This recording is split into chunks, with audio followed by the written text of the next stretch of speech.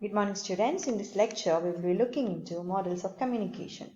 So models of communication are what conceptual models which are used to explain the human communication process.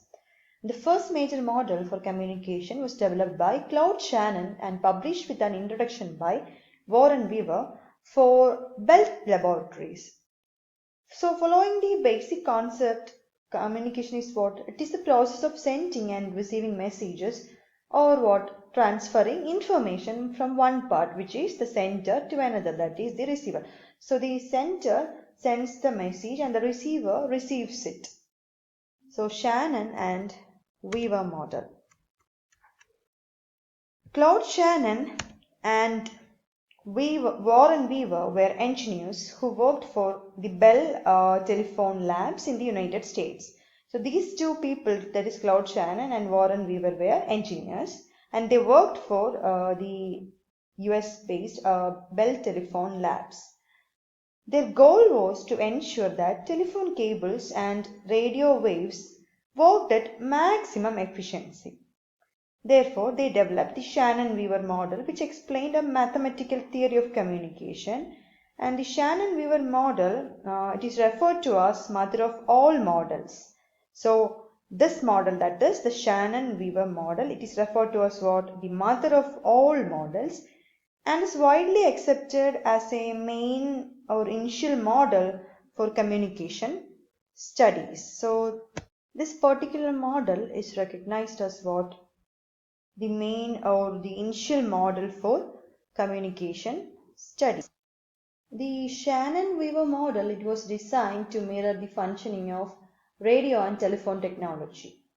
So the initial model consisted of four primary parts, that is the sender, message, channel and receiver. The sender was the part of a telephone that is a person speaks into.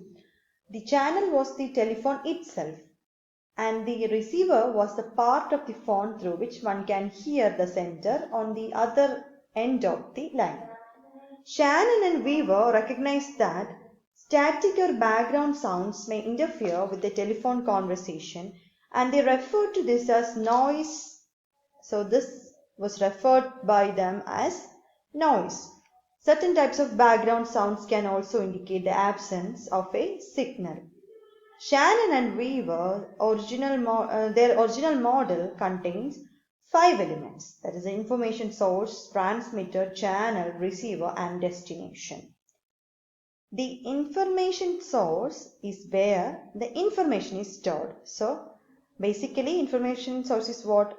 Where the information is stored. In order to send the information, the message is encoded into signals. So this particular message is encoded or coded into signals, so it can travel to its destination. So message is coded as signal and it travels to its destination. After the message is encoded, it goes through the channel which the signals are adapted for the transmission.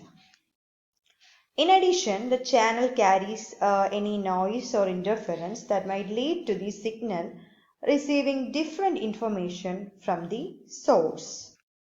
After the channel, the message arrives in the receiver. So after the channel, the message arrives where? The receiver, and is reconstructed. That is, the receiver reconstructs the message, that is, decodes the message from the signal before finally arriving at its destination. So this is all for today. Let's learn about the other models in the next class. Thank you.